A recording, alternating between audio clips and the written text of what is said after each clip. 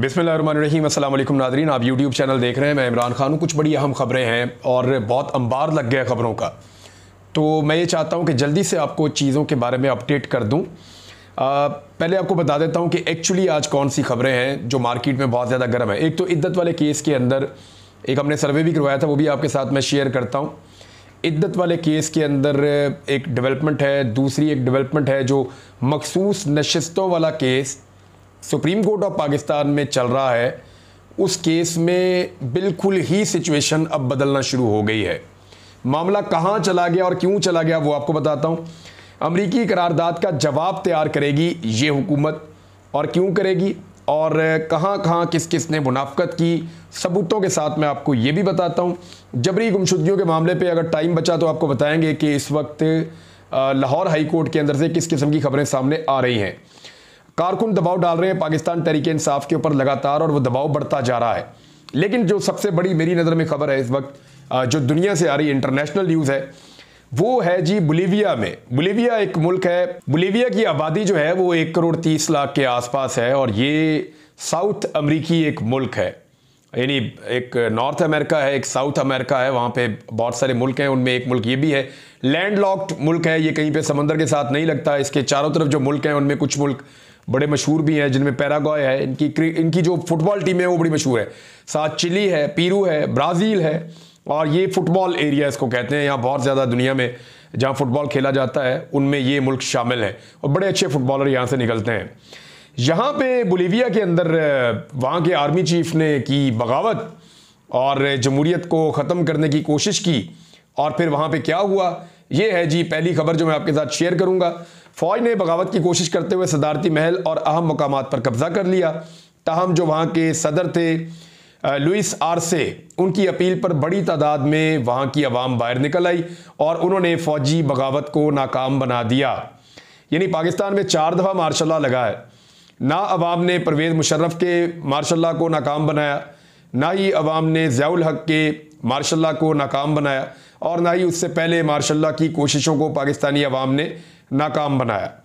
तो martial law दुनिया के मुल्कों में लगाने की फ़ौज कोशिश करती रहती है। पाकिस्तान में भी मार्शल लॉ लगते रहे हैं, लेकिन अभी जो है हम पिछले 10 साल में देख रहे हैं कि दूसरी एक बड़ी बगावत को वहाँ के लोगों ने नाकाम बनाया। इससे पहले एक बगावत तुर्की में की गई थी, बहुत बड़ा मुल्क है। तैयब उर्दगान के खिलाफ बगावत हुई थी फौजी, और फिर फौजियों के साथ वो हुआ था वहाँ पे, और वहाँ की अवाम ने कब्जा कर लिया था, और फिर गिरफ्तार पुलिस ने कर लिया था फौजियों को और उन ऑफिसर्स को जिन्होंने तुर्की में बगावत की थी 2016 में। और अब जो है ये बोलीविया के अंदर एक बगावत हो रही थी और पुलिस ने गिरफ्तार कर लिया है वहाँ के आर्मी चीफ को। देखिए कितनी बड़ी खबर है, वहाँ के आर्मी चीफ को पुलिस ने गिरफ्तार कर लिया है। तो जहाँ पे अवाम और पुलिस और इदारे हौसला करें और सीधे रास्ते पर चलें तो वहाँ पे फौजी बगावतें नहीं हो सकती। बहरहाल जो बयान आया वो फौरी तौर पे ये कहा गया सदर की जानिब से कि फौजी अफसरान को हुक्म दिया कि फौरी तौर पर तमाम फोर्सेस को वापस बुलाएं। अवाम से अपील की कि वो सड़कों पर निकलकर जमहूरियत की खातिर फौजी बगावत को नाकाम बनाने में अपना किरदार अदा करें। और फौजियों को मुखातिब करते हुए उन्होंने कहा कि मैं तुम लोगों का कप्तान हूं, सदर ने कहा, और मैं हुक्म देता हूं कि फौरी तौर पर फौज को वापस भेजो। मैं आला क़यादत के हुक्म की खिलाफ वर्जी नहीं होने दूंगा। हमारे एक सदर होते थे, वो बेचारे यही कहते रहे मैं आईनी सदर हूँ, आईनी सदर हूँ, लेकिन उनको हटा दिया गया। रफ़ीक तारड़ साहब, तो हमारे सदर की तो ये औकात होती है। हमारे आरिफ अलवी साहब जो सदर पाकिस्तान थे, वो इलेक्शन करवाने की उनकी औकात नहीं हो रही थी। यानी वो जो कहना चाह रहे थे कह भी नहीं पा रहे थे, जो करना चाह रहे थे कर भी नहीं पा रहे थे। लेकिन वहाँ सदर ने बड़े कॉन्फिडेंस के साथ पब्लिक को कहा, और फिर हमने देखा जैसे उनकी पब्लिक निकली और अवाम ने इस बगावत को मुतहर्रिक होकर कुचल कर रख दिया। बाद में पुलिस ने वहाँ के आर्मी चीफ को गिरफ्तार कर लिया। नया आर्मी चीफ जो है उसको लगाया गया, और उसने फौजियों को कहा कि तमाम एहलकार अपने यूनिट्स में वापस चले जाएं, और फिर लोग सड़कों पे जश्न मनाते हुए निकल आए। तो जनाब बहुत बड़ी खबर है, और इसमें सीखने के लिए बहुत कुछ है उन मुल्कों के लिए जहाँ पे डिक्टेटरशिप होती है, जहाँ पे जुल्म होता है, और जहाँ पे मार्शल लॉज लगाए जाते हैं, फौजी बगावतें जिन मुल्कों में होती हैं। एक और जो बड़ी खबर है, चले मैं आपको वो खबर पहले दे देता हूँ। इसहाक डार साहब ने भी कहा और रज़ा रब्बानी साहब ने भी कहा। अब ये वो लोग हैं कि जब अमेरिका ने पाकिस्तान के अंदरूनी मामले में मुदाखलत की थी तो ये मुंह में दही जमा के खामोश होकर बैठ गए थे। इनकी गैरत घास चरने चली गई थी। देखिए फ़र्क क्या है। आज अमेरिकी कांग्रेस बोल रही है कोई एक आदमी नहीं बोल रहा, अमेरिका का पूरा सिस्टम बोल रहा है। 95% से ज़्यादा लोग बोल रहे हैं अमेरिका के, और वो ये कह रहे हैं कि पाकिस्तान में जो इंतखाबात हुए वो ठीक नहीं हुए, उनमें धांधली हुई है, और यही बात पाकिस्तान में भी लोग कर रहे हैं। अमेरिका ये कह रहा है कि ना सिर्फ पाकिस्तान में धांधली हुई बल्कि इंसानी हकूक़ की बदतरीन खिलाफ वर्जियाँ भी हुई, आज़ादी इज़हार राय को भी दबाया गया, झूठे मुकदमात भी बनाए गए। ये वो सारी चीज़ें हैं जो पाकिस्तान में भी लोग कह रहे हैं। अब इसको मुदाखलत करार दे रहे हैं। यानी हम भी तो बात करते हैं ना, कश्मीर में ज़्यादती हो रही, फ़लस्तीन में ज़्यादती हो रही, दुनिया में कहीं भी ज़्यादती हो रही, हम आवाज़ उठाते हैं। इसी तरह दुनिया भी आवाज़ उठाती है। हमारे मुल्क में ज़्यादती हो रही है, दुनिया आवाज़ उठाती है। हाँ, मुदाखलत किसको कहते हैं मैं अब आपको बताता हूँ। अब आजकल इसहाक डार साहब कह रहे हैं, या अजहर बानी कह रहे हैं जी ये मुदाखलत हो रही है हमारे मुल्क के अंदर, और अमेरिका को कोई हक नहीं पहुंचता कि वो ऐसी बात भी करे। हम भी उसके मुकाबले में एक करारदाद लेकर आएंगे, हम तो ताल्लुकात बनाना चाहते हैं लेकिन ये मुदाखलत ना की जाए।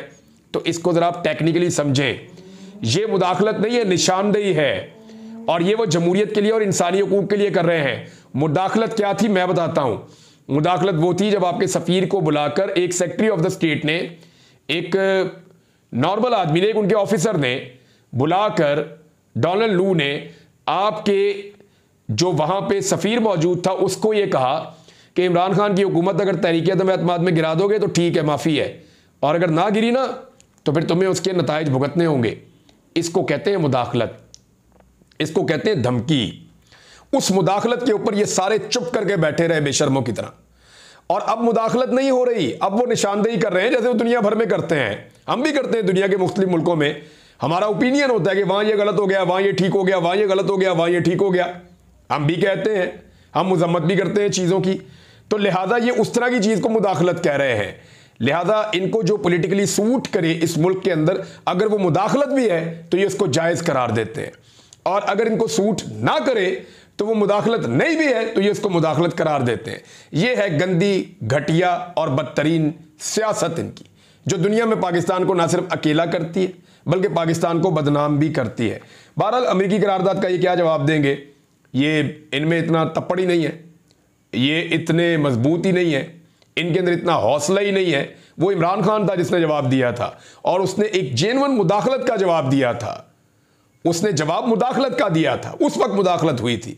ये तो निशानदेही कर रहे हैं वो इंसानी हकूक़ के मामलात की, और उनकी रिपोर्टें दुनिया भर के मामलात पे आती रहती हैं। इंडिया पे आती हैं, पाकिस्तान पे आती हैं, रशिया पे आती हैं, चाइना पे आती हैं, सारी दुनिया के बारे में अपना मौक़िफ़ वो देते हैं। तो उनकी कांग्रेस ने करारदाद पास की है, तो अब कर लें अपने तरफ से आप एक करारदाद पास। बहरहाल जो मखसूस नशिस्तों वाला केस है वो भी आपको बताता हूँ, लेकिन पहले इद्दत वाला मामला जो है उसमें बड़ी सख्त ज़्यादती हुई है। मैंने एक सर्वे करवाया था, वो सर्वे आपके साथ मैं ज़रा शेयर कर लेता हूँ, उसका डाटा भी, कि मैंने पता करने की कोशिश की थी पाकिस्तान के अवाम से। लगभग 50,000 के करीब हमें वोट पड़े हैं, 45,000 से ज़्यादा पाकिस्तान भर से लोगों ने इसके ऊपर वोट डाले। मैंने उर्दू में सर्वे करवाया था, तो जो लोग पाकिस्तानी हैं उन्होंने इसमें वोट करना था। सवाल मेरा यह था कि आपके ख्याल में इमरान खान पर सबसे घटिया केस कौन सा बनाया गया है। 3 केसेस का मैंने हवाला दिया। इद्दत case, number 2 cipher case, number 3 corruption case. तो सिर्फ 3% लोगों ने कहा, 3% करप्शन वाला केस जो है वो गलत बनाया गया, इमरान खान पे ज्यादती है। 1% लोगों ने कहा जी साइफर वाला केस जो है वो गलत बनाया गया, ज्यादती है। 96% लोगों ने, 96% लोगों ने जिन्होंने वोट डाला, उन्होंने कहा जी कि ये जो इद्दत वाला केस है ये है घटिया, और सबसे बदतरीन केस जो इमरान खान साहब के ऊपर बनाया गया वो ये है। और अब जो है उस केस के अंदर इमरान खान साहब ने और बुशरा बीबी ने जो दरख्वास्त दी हुई थी, फैसला महफूज हो गया था कि जनाब हमें जो है वो रिहा किया जाए, सज़ा मुअत्तल की जाए जो हमें दी गई है। तो वो फैसला उनके खिलाफ आ गया है। 7-7 साल की जो कैद है उसको बरकरार रखा गया अफजल मजूका साहब की अदालत से। वैसे अफजल मजूका साहब को जब इस केस के अंदर जज लगाया गया था ना, तो मैं उस वक्त इस्लामाबाद हाई कोर्ट में मौजूद था। मेरी वहाँ पे अमले के लोगों से भी और कुछ दीगर लोगों से और सहाफ़ियों से बात हो रही थी, वकला से भी। तो उन्होंने कहा था जी अफजल मजूका साहब आ गए हैं तो इन्ना लिल्लाहि व इन्ना इलैहि राजिऊन। ये जो उन्होंने मुझे कहा वो मैंने आपको बता दिया। उन्होंने कहा जी ये जज वही करेंगे जो आप वैसे देख रहे हैं। यानी मैं अब इतना कहना नहीं चाहता, जज हैं, मैं क्या कहूँ उनके बारे में, लेकिन मुझे ये पहले ही लोगों ने बताया था कि कानून के ऊपर, या आपको अगर लगता है कि इद्दत वाले केस के अंदर इमरान खान साहब को इंसाफ मिलने जा रहा है तो वो मुश्किल लगता है, उनको इंसाफ लेने के लिए हाई कोर्ट आना पड़ेगा। बहरहाल जो सज़ा में मुअत्तली की दरख्वास्त है वो मुअत्तल कर दी गई, इमरान खान साहब की भी और बुशरा बीबी दोनों की 10 सफ़हात पर मुश्तमिल उन्होंने फ़ैसला जारी कर दिया। अब फैसला ये कहता है कि बुशरा बीबी का खातून होना सज़ा मुअत्तली और ज़मानत पर रहाई का जवाज़ नहीं है। कोई ऐसा ग्राउंड नहीं कि दरखास्तें मंजूर की जाएं। दोनों मुल्ज़िमान के पास सज़ा मुअत्तली का कोई जवाज़ मौजूद नहीं है। सज़ा मुअत्तली या ज़मानत पर रिहाई की दरखास्तों पर समाअत के दौरान मुकदमे के मेरिट्स पर बात नहीं की जा सकती। दोनों मुल्ज़िमान को दी गई सज़ा ना तो कलील मुद्दती है, ना ही वो इस सज़ा का ज़्यादा हिस्सा भुगत चुके हैं। और ये तहरीरी फैसला है जो आ गया है, इसमें एक नुक्ता और है जो बड़ा इंपॉर्टेंट है और ये बड़ा दिलचस्प है मामला। जज अफजल मजूका साहब ने कहा कि इमरान खान और बुशरा बीबी की इद्दत केस में सज़ा मुअत्तली की दरखास्तें मुस्तरद करने की जो वजह है वो इस्लामाबाद हाई कोर्ट के 2 रुकनी बेंच की जानिब से मरकजी अपीलों पर 1 माह फैसले की डायरेक्शन है। क्योंकि हाई कोर्ट ने कहा ये 1 महीने के अंदर मरकजी अपील के ऊपर फैसला करना है, लिहाजा जब मरकजी अपील पेंडिंग है ना और वो उसके ऊपर फैसला होना है अभी, तो सुप्रीम कोर्ट का ये एक फैसला है कि उस वक्त तक सज़ा मुअत्तल नहीं की जा सकती। तो एक चीज़ का हवाला देकर उन्होंने ये कर दिया। अब ये मामला पाकिस्तान तहरीक इंसाफ कैसे देखेगी, उन्होंने शदीद एहतजाज किया। आज उम्मीद बंध गई थी पाकिस्तान तहरीक इंसाफ के कारकुनों की कि शायद इमरान खान और बुशरा बीबी को रिहाई मिल जाएगी। वो बहुत बड़ी तादाद में अदालत के बाहर इकट्ठे हो गए थे, वहाँ रोला पड़ गया और इवन उन्होंने पाकिस्तान तहरीक इंसाफ के जो रहनुमा हैं, उमर अयूब साहब वहाँ पे मौजूद थे, फैसल जावेद खान मौजूद थे, दीगर कुछ और लोग, उन्होंने पाकिस्तान तहरीक इंसाफ के जो रहनुमा है उन्हीं को आड़े हाथों लेना शुरू कर दिया कारकुनान ने और मुतालबा शुरू कर दिया जी एहतजाज की कॉल दें। आप लोग क्यों इतने आराम से बैठे हुए हैं, आप एहतजाज की कॉल दें, इमरान खान को ये ऐसे बाहर नहीं आने देंगे। कारकुनान के जज्बात बहुत ज़्यादा भड़क उठे थे और बड़ी मुश्किलों से वहाँ से जो रहनुमा है कुछ निकले हैं। तो कारकुनों के अंदर बड़ा गुस्सा था और बड़ी तकलीफ थी कि जनाब ये बड़ी ज्यादती हो गई इमरान खान साहब के साथ और बुशरा बीबी के साथ, और इद्दत वाले केस को लेकर लोग वैसे भी गुस्से में हैं। उन्होंने एहतजाज शुरू कर दिया। अब पाकिस्तान तहरीक इंसाफ ने कहा जी हम हाई कोर्ट जाएंगे, इस फैसले को चैलेंज करेंगे। अब उम्मीद की जा सकती है कि अगर यानी वहाँ पे 8 लोग हैं हाई कोर्ट में, इस्लामाबाद हाई कोर्ट में, उनमें एक सिर्फ जज ऐसे हैं जिनके पास अगर ये केस लग गया तो ये लटक जाएगा, यानी उनको भी फैसला तो इमरान खान के हक में देना पड़ेगा और खिलाफ देंगे तो अपील में चले जाएंगे, 2 जज सुनेंगे फिर इमरान खान के हक में आ जाएगा। लेकिन अगर chief justice Islamabad high court के पास खुदा न खास्ता ये केस लग गया तो फिर ये लंबा गया, यानी वो इसको जितना मर्जी लटकाते रहेंगे या इसको डिले में डालते रहेंगे या कुछ भी करेंगे, तो chief justice Islamabad high court के अलावा ये केस किसी भी जज के पास लगेगा तो इमरान खान साहब की रिहाई हो सकती है। लेकिन मैंने देखा कि इमरान खान साहब को किसी और मुकदमे में मुलव्वस नहीं किया गया।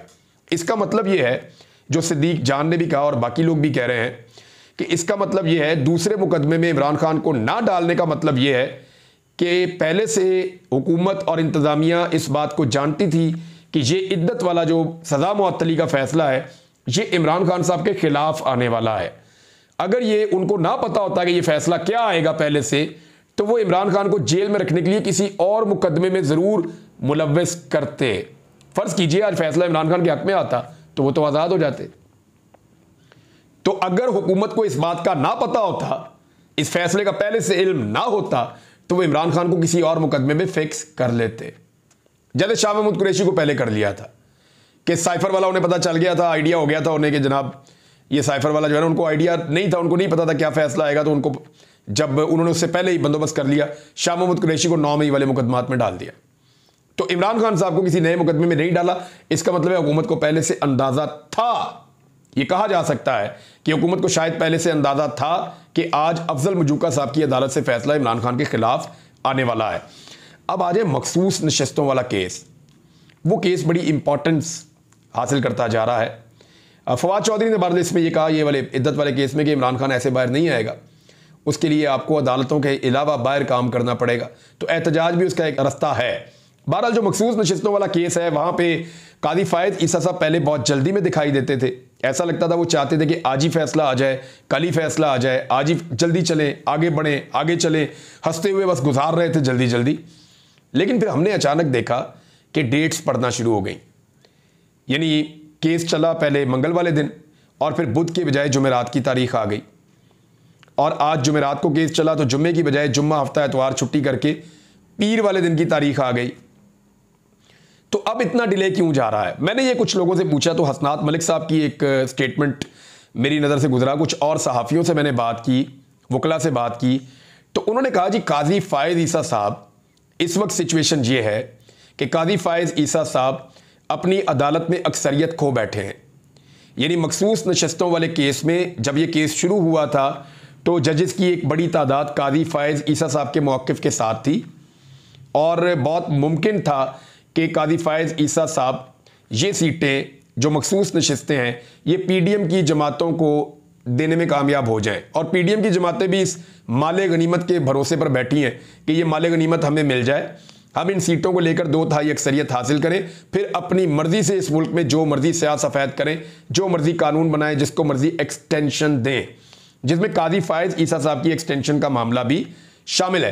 पाकिस्तान तहरीक इंसाफ ने सारे मामले को बड़ी बुरी तरह एक्सपोज किया है। वो अगले वीलॉग में मैं आपको बताऊंगा कि तहरीक इंसाफ ने एक्चुअली काजी साहब के साथ क्या कर दिया है। लेकिन यहां मैं आपको बताता हूं कि सुप्रीम कोर्ट का मकसद तहरीक इंसाफ को इंतखाबात से बाहर करना हरगिज नहीं था। जस्टिस मुनीब अख्तर साहब ने बहुत क्लियरली 13 रुकनी फुल कोर्ट के समात के दौरान ये बात कही है। कुछ और जो अहम बातें की गई वो आपको बताता हूं कि चीफ जस्टिस ने पूछा कि क्या आप किसी को इंतखाबात से बाहर कर सकते हैं। यानी ये कैसे हो गया कि इलेक्शन कमीशन ने उनके फैसले की गलत तशरीह की और इंतखाबात से ही बाहर कर दिया पाकिस्तान तहरीक इंसाफ को। तो जो चीदा चीज़ें हैं उनमें यह पता चलता है कि तहरीक इंसाफ के जितने उम्मीदवार हैं उन्होंने तहरीक इंसाफ का ही टिकट के ऊपर इलेक्शन लड़ने का फैसला किया था। लेकिन काजी फायज ईसा के फैसले के बाद इलेक्शन कमीशन ने आज खुद उन सबको आज़ाद उम्मीदवार डिक्लेयर कर दिया जो इलेक्शन कमीशन नहीं कर सकता था। अब अदालत ने पूछा कि जिस उम्मीदवार ने वाबस्तगी बरकरार रखी उसे आज़ाद कैसे डिक्लेयर किया गया, और इलेक्शन कमीशन के जो वकील हैं उनके पास इसका कोई जवाब नहीं था। बल्कि कई दफ़ा मैंने देखा वो इरिटेट हो रहे थे और उन्होंने जजेस के साथ कुछ बदतमीज़ी वाला लहजा भी इस्तेमाल किया। ख़ास तौर पे लेडी जज हैं जस्टिस आयशा मलिक साहिबा, उनके बारे में आज सोशल मीडिया पे बहुत शोर मचा रहा कि उनके साथ जो रवैया रखा काजी फायज ईसा साहब को इसके अंदर इंटरवीन करना चाहिए था। जस्टिस अतरमुल्लाह साहब ने बड़ा अहम नुक्ता उठाया कि इंतखाबात में अवाम की मंशा देखी जाती है कि अवाम क्या चाहती है, तो मामला तो किसी और तरफ चल गया। तो इसके बाद जो है वो एक और नुक्ता ये उठाया गया कि इलेक्शन कमीशन ने सुप्रीम कोर्ट के फैसले की गलत तशरीह करके अहम पार्टी को इलेक्शन से ही निकाल दिया। यह भी नुक्ता उठाया गया। जस्टिस मंसूर अली शाह साहब ने रिमार्क्स दिए कि इसका जवाब यही है ना कि आपने बस इंतखाबी निशान ना होने पर इस जमात को इलेक्शन से बाहर रखा। बस हमें यह बता दें इलेक्शन कमीशन ने कब कहां बैठकर यह सोचा और आपने यह फैसला कैसे कर लिया।